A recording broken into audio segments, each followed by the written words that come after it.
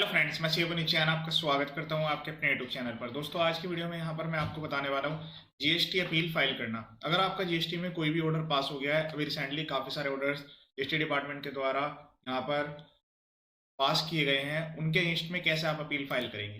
Pre deposit की requirement आएगी, उस चीज़ का आपको ध्यान रखना है। प्री डिपॉजिट कैसे जमा होगा वो मैं बताने वाला हूँ। अपील किस तरीके से अप्लाई करनी है, उसका क्या फॉर्मेट रहने वाला है, सब कुछ मैं यहाँ पर बताने वाला हूँ। ठीक है, तो सबसे पहले आपको जो है जीएसटी पोर्टल पर लॉगिन करके ऑर्डर चेक करना होगा। ये जीएसटी की ऑफिशियल वेबसाइट है www.gst.gov.in। इस वाली वेबसाइट पर लॉगिन करके सबसे पहले तो जो ऑर्डर पास हुआ है वो आपको डाउनलोड करना होगा, उसको चेक करना होगा कि उसमें क्या रीजन्स हैं जिनकी वजह से यहाँ पर ऑर्डर जारी हो गया है। वैसे मैंने अपने यूट्यूब चैनल पर ऐसे काफ़ी सारे वीडियोज यहाँ पर अपलोड किए हुए हैं, इसमें यहाँ पर हर टाइप के नोटिस के रिप्लाई बताया है, तो आप एक बार जाकर जरूर चेक करिएगा रिप्लाई कैसे अपलोड करना है, उसमें किस तरीके से मेंशन करना है। मैंने जितने भी यहाँ पर नोटिस के रिप्लाई बताए हुए हैं वो सब यहाँ पर ड्रॉप हुए हैं, उनमें कोई भी डिमांड क्रिएट नहीं की गई है। ठीक है, तो अभी फिलहाल यहाँ पर मैं अपील फाइल करने का पूरा प्रोसेस बताऊंगा। इस वाली वेबसाइट पर लॉगिन करना है आपको, जो भी आपके यूजर आईडी पासवर्ड्स हैं, यूजर क्रेडेंशियल जिसके थ्रू आप मंथली रिटर्न फाइल करते हैं। ठीक है, वही सेम यहाँ पर यूज होने वाले हैं। ऑर्डर कहाँ से डाउनलोड करना है ये भी मैं आपको बता देता हूँ। फिर अपील कैसे प्रोसेस करनी है वो पूरा प्रोसेस बताऊंगा। अपील में क्या ड्राफ्ट्स लगेंगे और उसकी जो पेमेंट है वो किस तरीके से होगी, वो सब कुछ मैं यहाँ पर बताने वाला हूँ। ठीक है, वीडियो को पूरा एंड तक देखिएगा और शेयर कीजिएगा। यहाँ पर ये वीडियो काफ़ी शॉर्ट में रहने वाला है। लॉगिन करने के बाद सर्विस पे क्लिक करना है।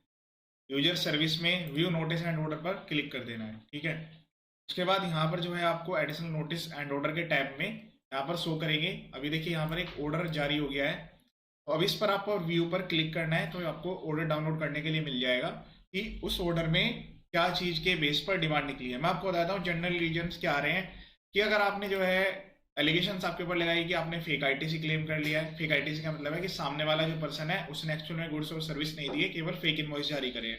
दूसरा रीजन 3A या फिर 3B और 2A 2B के मिसमैच का भी हो सकता है कि आपने आईटीसी जो है गलत क्लेम कर लिया है। ई वे बिल के नॉन कंप्लायंस की वजह से आ सकता है, या सप्लायर के डिफॉल्ट की वजह से भी आ सकता है कि सामने वाले पर्सन ने अपने टैक्स को जमा नहीं किया, आपसे तो ले लिया उसने लेकिन टैक्स जमा नहीं किया। ठीक है, वो सारे रीजन हो सकते हैं। तो अलग अलग यहाँ पर सारे ड्राफ्ट फॉर्मेट्स जितने भी हैं मैं भी यहाँ पर आपको दिखाऊंगा भी, और वो सब कुछ यहाँ पर वीडियो के डिस्क्रिप्शन में अवेलेबल होगा। इस वीडियो का आप डायरेक्ट डाउनलोड करके मॉडिफाई कर पाएंगे।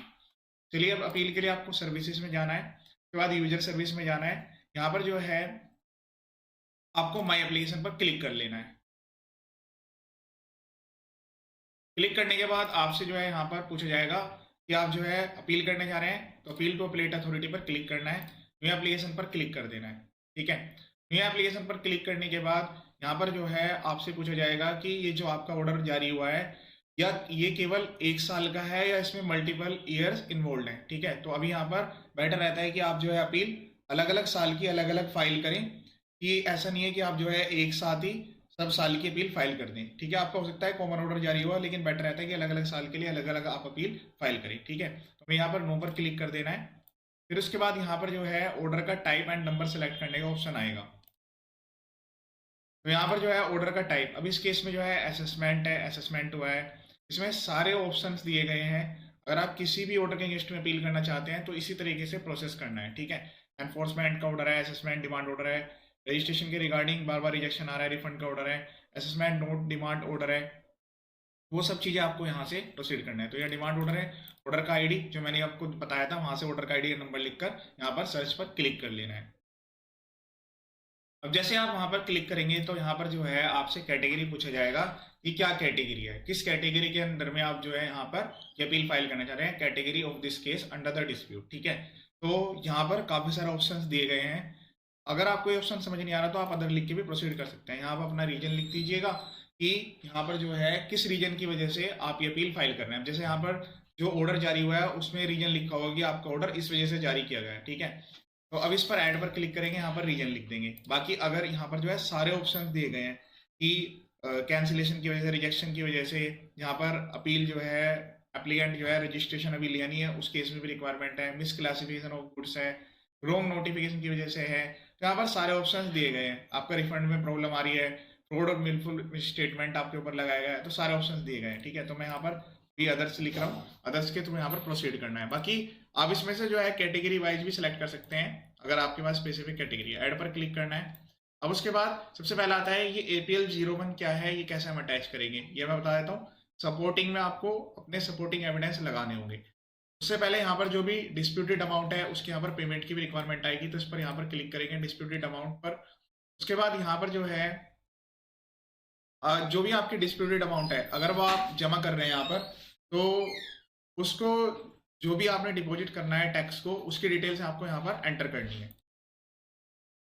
तो अमाउंट कितनी यहाँ पर डिस्प्यूटेड है और अमाउंट जो है कितनी क्रिएट और एडमिट की गई है, ठीक है। तो इस केस में जो है इंटरेस्ट की और पेनल्टी लगाई गई है, टैक्स की यहाँ पर कोई डिमांड नहीं है, लेकिन आप इसको भी चैलेंज कर सकते हैं।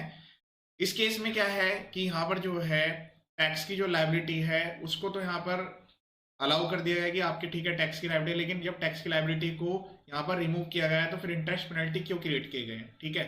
तो आपको ये चेक करना है कि टोटल अमाउंट कितनी आपकी डिस्प्यूटेड है। अगर आप पूरी की पूरी अमाउंट को चैलेंज कर रहे हैं, ध्यान दीजिएगा, अगर पूरी की पूरी अमाउंट को चैलेंज कर रहे हैं तो फिर आपको कोई भी पेमेंट की रिक्वायरमेंट नहीं आएगी, ठीक है। और 10% जो प्री डिपॉजिट है वो आपको केवल टैक्स अमाउंट का करना है, लेकिन जहां पर केवल पेनल्टी का ऑर्डर जारी हुआ है, तो अब यहाँ पर नया अमेंडमेंट आ चुका है 2025 से, आपको केवल पेनल्टी का 10% जमा करना होगा। तो इस केस में से 10,000 प्लस 10,000 प्लस 22,215 है, तो यानी कि 42,215 का 10% यहाँ पर प्री डिपॉजिट करने की रिक्वायरमेंट आएगी। पहले होता था कि जहां पर केवल टैक्स है तो वो अगर यहाँ पर टैक्स इंटरेस्ट पेनल्टी तीनों है तो केवल टैक्स का जमा करना होता था आपको 10%, ठीक है। अगर केवल इंटरेस्ट का ऑर्डर है कुछ भी जमा नहीं करना होता था, पेनल्टी का ऑर्डर है कुछ भी जमा नहीं करना होता था। लेकिन अब यहाँ पर जो है प्री डिपॉजिट की रिक्वायरमेंट आएगी, अगर पेनल्टी का ऑर्डर है या इंटरेस्ट पेनल्टी का ऑर्डर है तो पेनल्टी का आपको 10% तो जमा करना होगा, ठीक है। तो यहाँ पर आपको पेमेंट करनी होगी। उसके बाद यहाँ पर जो है जो पेमेंट है वो पेमेंट आप अगर यहाँ पर कुछ पेमेंट आप एडमिट कर रहे हैं तो वो लेस हो जाएगी, और अगर पूरी की पूरी अमाउंट को आप चैलेंज कर रहे हैं तो फिर पूरी की पूरी अमाउंट में से जो प्री डिपॉजिट है वो आपको जमा करना होगा। यूटिलाइज कैश पर क्लिक करके एडजस्टमेंट होगी, ठीक है। तो मैं आपको यहाँ पर पहले क्लियर पूरी चीज बता देता हूँ कि अमाउंट कितनी डिस्प्यूटेड है। तो जो अमाउंट है वो तो पूरी की पूरी डिस्प्यूटेड है, वो वैल्यू आपको यहाँ पर एंटर करनी है। तो यहाँ पर आप ध्यान से देखिएगा, मैंने यहाँ पर वैल्यू एंटर कर दी, ठीक है। वैल्यू एंटर करने के बाद यहाँ पर ये कह रहा है कि मिनिमम 10% डिपॉजिट करना है, तो मिनिमम 10% की यहाँ पर डिटेल्स ऑटोमेटिकली आएगी जैसे आप यहाँ पर वैल्यू डाल देंगे। लेकिन जैसे मैंने आपको बताया पेनल्टी वाला जो रूल है वो यहाँ पर अभी बजट 2025 में आया है, और मोस्ट प्रोबेबली यहाँ पर जो है ये 1 अप्रैल 2025 से अप्लीकेबल हो जाएगा। तो अगर आप उससे पहले फाइल कर देते हैं या जब हो सकता है नोटिफिकेशन के थ्रू भी किसी डेट में यहाँ पर आ जाए, तो अगर आप पहले फाइल कर देते हैं तो फिर आपको कोई दिक्कत नहीं है, फिर उस केस में आपकी भी यहाँ पर लाइबिलिटी नहीं लाएगी क्योंकि पोर्टल पर अभी ये यहाँ पर एनेबल नहीं किया गया है। देखिए इस केस में टैक्स तो है नहीं, इंटरेस्ट और पेनल्टी है, तो उस केस में खुद से ही जीरो दिखा रहा है। यूटिलाइज कैश बैलेंस में भी कुछ एडजस्टमेंट करने की रिक्वायरमेंट नहीं है, ठीक है। मैंने प्रोसेस बता दिया है। इसी तरीके से आपको यहाँ पर वैल्यू डालनी है, ये भी जो आपका डिस्प्यूटेड अमाउंट है उसमें से ये डिमांड और क्रेडिट जो आपकी है ये खुद से दिखाएगा। एडमिटेड क्योंकि ये तो क्रिएट की गई है तो आपको एडमिट करनी होगी, लेकिन हम इसको अलग से भी सेपरेटली जो हमारी वर्ड फाइल है उसमें क्रिएट करेंगे, ठीक है। उसके बाद ये 10% खुद से यहाँ पर दिखाएगा। उसके बाद बस आपको यहाँ पर यूटिलाइज कैश पर क्लिक करना है। इसकी जो पेमेंट है प्री डिपॉजिट की, अगर आपका टैक्स अमाउंट है तो आपके क्रेडिट लेजर से भी हो जाएगी, कैश लेजर से भी हो जाएगी, लेकिन जो पेनल्टी होती है उसके लिए आपको कैश में बैलेंस जमा करना पड़ेगा। बेसिकली कहने का मतलब ये है कि यहाँ पर आपको बैंक के थ्रू चालान जमा क्रिएट करके वो अमाउंट डिपॉजिट करनी होगी। क्या यूटिलाइज कैश पर क्लिक कर देना है, उसके बाद जो अमाउंट है एडजस्ट हो जाएगी। अब यहाँ पर मैं इस केस में तो जीरो आ रही है तो मैं यहाँ पर कुछ भी एडजस्ट नहीं करने वाला हूँ, यहाँ पर बैक पर क्लिक करना है। अब मैं आपको दिखा देता हूँ जो APL 01 यहाँ पर अटैच करना है और सपोर्टिंग डॉक्यूमेंट अटैच करना है। उसके बाद वेरिफिकेशन पर क्लिक करना है, name of authorised person select करना है, प्लेस एंटर करना है, प्रोसीड टू फाइल पर क्लिक करना है। Registered mobile number email ID पर OTP जाएंगे, वो वेरीफाई कर देना है। ये वेरीफाई करने के बाद आपके पास PDF आ जाएगी, इसको डाउनलोड करके जो आपकी जुडिशनल ऑफिस है वहाँ पर इसको सबमिट करा दीजिएगा पूरे सेट के साथ। ऐसे ही जो अपीलेट अथॉरिटी है वहाँ पर जाकर इसको सबमिट करा दीजिएगा। वैसे तो एक्ट में लिखा हुआ है मैंडेटरी नहीं है जहाँ पर ऑर्डर ऑनलाइन पास हुआ है, लेकिन फिर भी डिपार्टमेंट की तरफ से रिकवरी स्टार्ट ना हो जाए तो बेटर है कि आप इसकी एक्नोलेजमेंट वहाँ पर करा लें, ठीक है। मैं आपको दिखाता हूँ APL 01 कैसे ड्राफ्ट करना है। ये APL 01 है, इसमें पहले GST नंबर आएगा, legal name as per PAN card, trade name अगर आपकी फर्म का कोई है तो यहाँ पर एंटर करना है, एड्रेस, ऑर्डर का डेट एंड नंबर, ठीक है। जो भी डेजिग्नेटेड ऑफिसर है यहाँ पर डेजिग्नेशन आएगी, ठीक है। Name of date of communication जिस दिन वो ऑर्डर जारी हुआ है वो, जो भी आपकी तरफ से ऑथराइज रिप्रेजेंटेटिव है उनकी details of case under dispute, जो भी डिस्प्यूटेड है जैसे यहाँ पर 73 के अगेंस्ट में ऑर्डर जारी हुआ है उसकी डिटेल्स यहाँ पर आएगी, ठीक है। उसके बाद ब्रीफ इश्यू, तो ब्रीफ इश्यू हम यहाँ पर नीचे अटैच करने वाले हैं। आपको सिंपल सी लाइन में यहाँ पर लिख देना है कि जो आपका डिस्प्यूट है वो आपके ऑर्डर के अगेंस्ट में है, ठीक है। इस वाले पे नोट एप्लीकेबल कर देना है। पीरियड ऑफ डिस्प्यूट जो भी ईयर का आप करने जा रहे हैं वो यहाँ पर लिख देंगे। Amount of dispute, total amount जितनी भी आपकी ऑर्डर में इन्वॉल्व है वो यहाँ पर लिख देनी है, ठीक है। पर्सनल हियरिंग के लिए यस करना है आपको। एनेजर ए एनेजर बी क्या है, ग्राउंड्स ऑफ अपील क्या है, ये सब कुछ यहाँ पर है। अब उसके बाद सबसे पहला ये मेन पॉइंट आता है जो मैंने आपको वहाँ पर एडजस्टमेंट के रूल बताए थे। जो डिमांड क्रिएटेड की गई है वो यहाँ पर आपको लिखनी है। एडमिट उसमें से कितनी करी है वो आपको यहाँ पर लिखनी है। और प्री डिपोजिट उसमें से जितना है वो यहाँ पर लिखना है। डिटेल्स ऑफ पेमेंट रिक्वायर्ड, जो आपने एडमिट करी है उसको आपने किस तरीके से यहाँ पर जमा किया है, ठीक है। काफ़ी केस होंगे जहाँ पर जो है बिल्कुल भी रिक्वायरमेंट नहीं आएगी, लेकिन जैसे यहाँ पर ये नेट में जो प्रोविजन है अगर पेनल्टी लगी हुई है उसको भी जमा करना पड़ेगा, तो यहाँ पर एक यहाँ पर हार्श पॉइंट हो जाएगा। इंटरेस्ट के रिगार्डिंग ऐसा कुछ नहीं बोला गया है। अगर किसी ऑर्डर में केवल इंटरेस्ट है तो उस केस में कुछ भी जमा करने की रिक्वायरमेंट नहीं है, ठीक है। फिर उसके बाद आपने किस लेयर के थ्रू एडजस्ट किया है, कैश में कितना किया है, क्रेडिट में कितना किया है, उसकी डिटेल्स आपको यहाँ पर मेंशन करनी है, ठीक है, प्रॉपर्ली यहाँ पर दिखानी है। फिर उसके बाद वेरिफिकेशन में यहाँ पर जो भी ऑथराइज्ड पर्सन जिस भी फर्म के कंपनी के लिए ऑथराइज्ड होंगे उनकी डिटेल्स आएगी यहाँ पर। अब उसके बाद यहाँ पर जो है आपको स्टेटमेंट ऑफ फैक्ट्स लिखने हैं। स्टेटमेंट ऑफ फैक्ट्स में आपका ये आएगा कि आपका जो ऑर्डर है 73 के अगेंस्ट में है, 74 के अगेंस्ट में है, ठीक है, वो यहाँ पर आपको लिखना है और उसकी जो है कॉपी भी अटैच करनी है। फिर उसके साथ आपको पहले नोटिस आया था, DRC 01 में नोटिस आया है, एक्सेस आईटीसी क्लेम करने का है, या फिर आपने जो है रोंगफुल आईटीसी अवेल कर लिया, वो रीजन आपको यहाँ पर देना है। स्टेटमेंट ऑफ फैक्ट्स में प्रॉपर्ली आपको रीजन बताने हैं। इस पर्टिकुलर डेट में ये जारी किया गया था इतनी अमाउंट का, फिर हमने इसका ये रिप्लाई करा था। रिप्लाई करना जरूरी है अपील फाइल करने के लिए। अगर आपने फर्स्ट अथॉरिटी में ही रिप्लाई सबमिट नहीं किया था तो उस केस में अपील में हो सकता है आपके फेवर में केस ना आए, ठीक है। वो कैंसिल डीलर की वजह से था, जो आईटीसी है सप्लायर का डिफॉल्ट था, वो रीजन आपको यहाँ पर देने होंगे। फिर इसके बाद grounds of appeal. Grounds of appeal में जो भी आपकी फर्म की डिटेल्स हैं वो पहले यहाँ पर लिखनी है। फिर उसके बाद आपको लिखना है कि ये जो मिसमैच है 3B और 2A के कंपेरिजन में आ रहा है किस पीरियड से रिलेटेड है, किस चीज़ का यहाँ पर डिफरेंस दिया गया है। अब यहाँ पर आपके लिए पीरियड कुछ भी हो सकता है। यहाँ पर जो है अभी 17, 18, 18, 19, 19, 20 तक के तो पीरियड का जा चुका है। अभी 20, 21 के ऑर्डर जारी हो रहे हैं। ऐसे ही अगले साल में 21, 22 के आएंगे। तो किसी भी साल के लिए आपको यहाँ पर प्रॉपर अपने ग्राउंड्स ऑफ अपील मेंशन करने हैं, ठीक है। उसके बाद यहाँ पर जो है अपने केस को रिप्रेजेंट करना है, तो इसमें आप एलिजिबिलिटी जो है सेक्शन 16 के अकॉर्डिंग आती है आईटीसी क्लेम करने की, सब्जेक्ट टू रूल, तो वो यहाँ पर सेक्शन 16 के प्रोविजंस को प्रॉपर्ली यहाँ पर मेंशन करना है। फिर उसके बाद सेक्शन 61 जो कि स्क्रूटनी ऑफ रिटर्न्स की बात करता है कि प्रॉपर ऑफिसर की क्या पावर है वो यहाँ पर मेंशन करना है।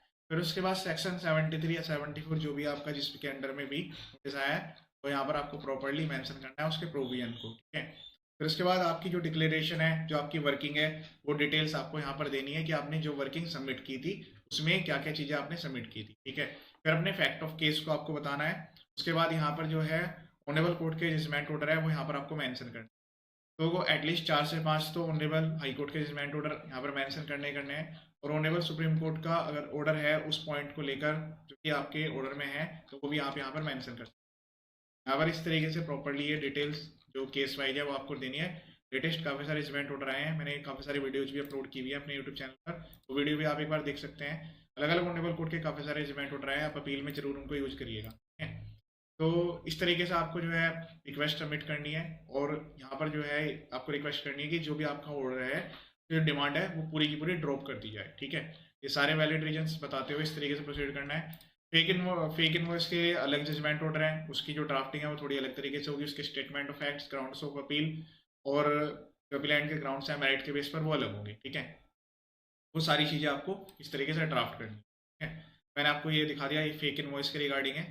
ये सब ड्राफ्ट फॉर्मेट्स वीडियो डिस्क्रिप्शन में अवेलेबल है, आप डायरेक्ट उनको डाउनलोड कर सकते हैं। चैनल का पर्पज फुल्ली एजुकेशनल है, यहाँ पर एजुकेशन मोड के लिए ये सब चीज़ें यहाँ पर बताई जा रही है कि आप खुद से देखें। अगर आप चाहें तो इसको गूगल की हेल्प से खुद से भी ड्राफ्ट कर सकते हैं। Statement of facts, grounds of appeal, उसके बाद आपकी मेरिट्स के लिए क्या क्या ग्राउंड्स आप सबमिट कर रहे हैं, इन सब में अलग अलग सबमिट होंगे। रूल 36 आएगा क्योंकि आईटीसी के रूल की बात करेगा। उसके अलावा जो सर्कुलर है, जो नोटिफिकेशन है, उनका भी आप यहाँ पर रेफरेंस दे सकते हैं, ठीक है। तो यहाँ पर जो है सारी चीज़ें प्रॉपर्ली तरीके से मेंशन की गई है। रीजन क्या था, आपके ऑर्डर क्यों जारी हुए हैं, वो सब कुछ यहाँ पर बताया गया है। मैंने इन सब के लिए अलग अलग वीडियो भी बनाई हुई है कि फेक इनवॉइस के लिए कैसे है, सप्लायर डीलर के कैसे है, प्रोसेस सबके लिए सेम रहने वाला है, लेकिन जो अटैचमेंट्स है वो सब में अलग अलग होगी, ठीक है। तो एक तो आपको ये अटैच करना है।